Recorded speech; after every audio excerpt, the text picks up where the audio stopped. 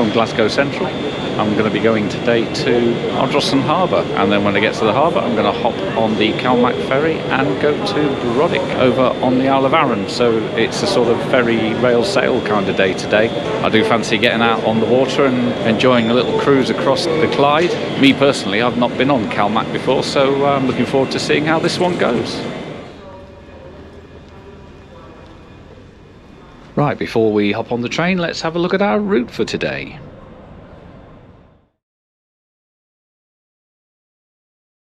We'll come out of Glasgow Central and run down through Paisley Gilmore Street and Johnston, and then run fast to Kilwinning before we peel off with lots of short stops at Stevenston, Saltcoats, Ardrossan South Beach, Ardrossan Town, and finally Ardrossan Harbour, where we'll hop off the train and hopefully jump onto the awaiting CalMac ferry, which will take us across to Brodick. So for the train, the distance is about 51.5 kilometres or 32 miles, and that journey will take us 46 minutes. And then on the ferry, we'll have 20 kilometres or 13 miles to do, and that will take us 55 minutes. Right, my train leaves today from the far western edge of Glasgow Central Station, right out at platform 15. The windows to my right form the bridge where the platforms cross Argyle Street. Our train today will be a ScotRail Class 380 3-car EMU, built by Siemens between 2009 and 2011. Although I've reviewed these before, let's hop on and have another look. There's loads of cycle space here, and plenty more accessible facilities here next to the accessible toilet.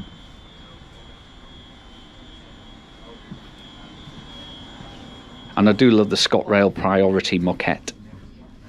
But of course the overall ScotRail moquette isn't bad at all, is it? Bright and breezy, and obviously featuring a very Scottish motif. It's really quiet today, so I shall help myself to a bank of 4 seats. And as you might expect, legroom's okay because I'm on my own, but I think there might be a little bit of knee banging if we were 4 up here. But there are 2 slightly grimy 3-pin plugs underneath the small table. But the seats themselves look good, and they're pretty comfortable for the length of journey we're about to embark on. And the overhead luggage racks complete what is a pretty good passenger cabin. Right, first thing to do is get across this River Clyde.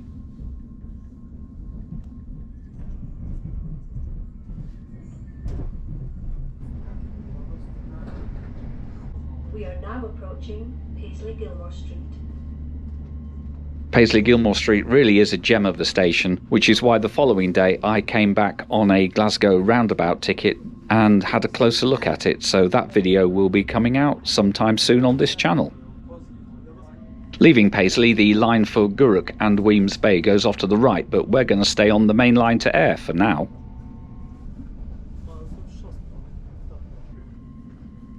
Johnston also retains its rather nice period station buildings, and judging by that huge car park, Johnston is also quite a commuter station.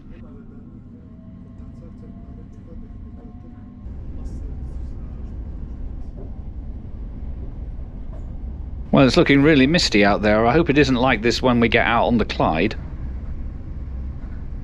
I suppose with this much water around it was bound to be a little bit misty. Mind you, even on such a grey morning these locks look lovely.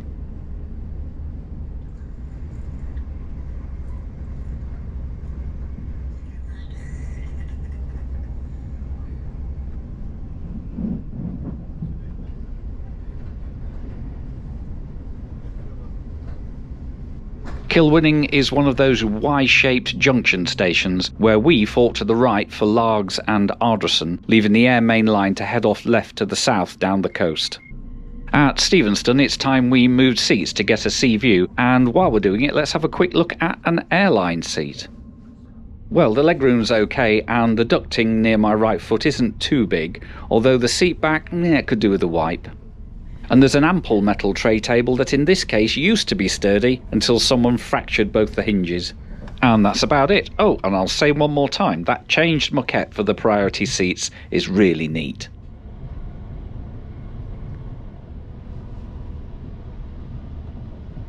Approaching Saltcoats. Please mind the gap when alighting from this train.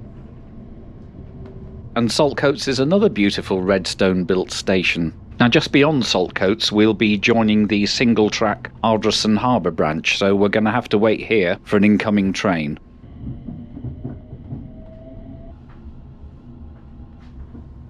And although we're still on a double-track line, Southbeat Station has only one platform, as it's served by the trains to the harbour that pass on this line in both directions.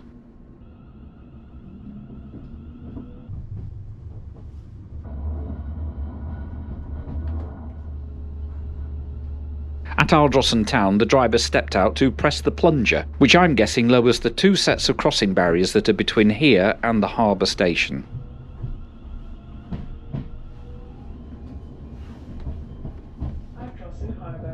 Please mind the gap when alighting from this train.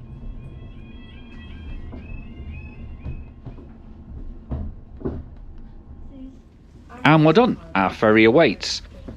I don't think we have very far to walk, and anyway, I'll just follow the crowds.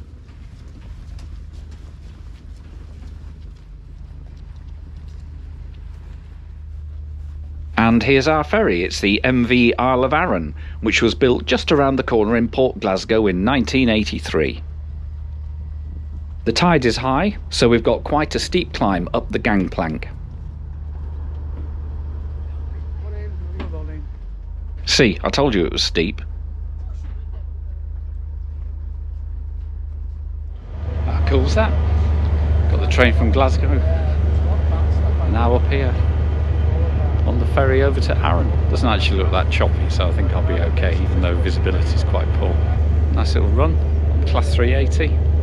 Very comfortable, very smooth. What you'd expect from a new vehicle. Up here on the sun deck, it's a lovely, lovely view, and I'm looking forward to hopefully spending as much time as possible up here on the crossing, which I think takes about 50 minutes. Let's cast away. Let's do it. Yeah.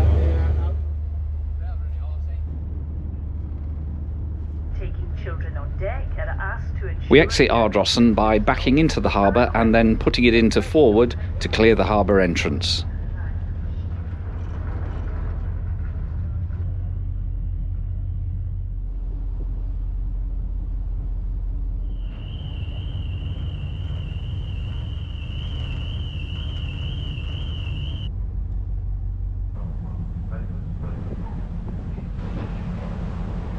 I popped up to the bow, but there was no protection from the southwesterlies, and so it proved pretty windy and unwelcoming.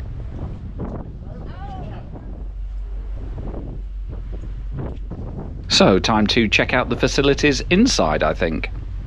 Well, just by the door for Lego fans, there's some good souvenirs to be had, and also a fair bit of space to dump big bags out of the weather. The cafe had been doing a roaring trade this morning. The queue stretched all the way to where I'm standing earlier. The Scottish breakfast seemed very popular. And turning round and going past the toilets, up at the bow there's two lounges, one that's pet friendly, and there was quite a few very well behaved dogs to be seen. Over the way is the licensed coffee bar with a small CalMac Isle of Arran souvenir shop. So it seemed like a good time to get myself a double espresso. So now I've got my coffee, there's nothing left to do but just enjoy the cruise across the Clyde.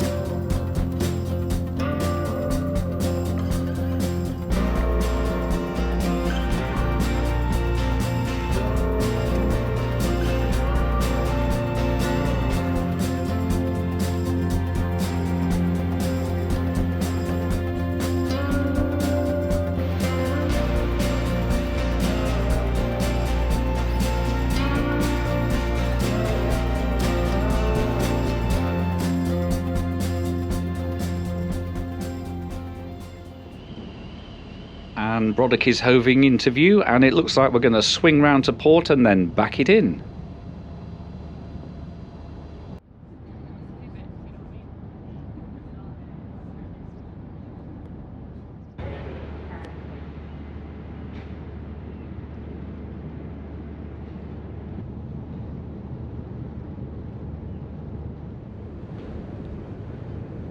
Wow, this is posh compared to Ardrossan.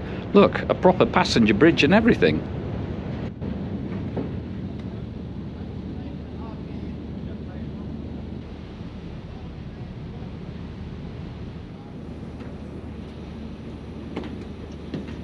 So we're soon tied up and the vehicles can go. So it's time I was on my way too. Still got a decent walk all the way to that terminal. And while we do that walk, let's have a look at what this day out cost me. Well, a rail sail combined adult ticket cost me £18.50 or €20.90, but that included my rail card discount. Without the discount, you would pay £23.80. If you travel on a later train, then the undiscounted price would drop to just £15.90 return.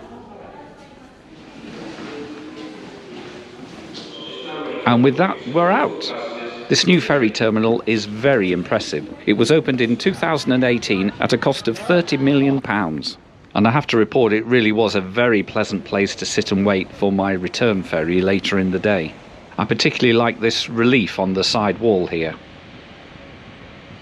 And here we are on the Isle of Arran at Brodick. That was a wonderful sail across the Clyde on this fella here. The Isle of Arran. As we end this video, I think we can safely say that was a lovely trip, and yes, highly recommended.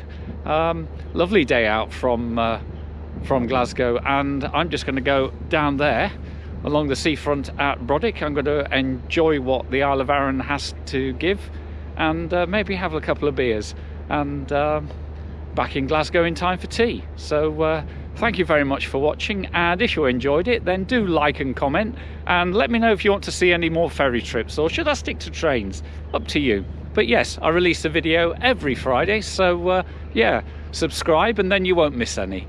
But in the meantime, from the seafront here at Brodick on the Isle of Arran, thank you very much for watching, and see you next time.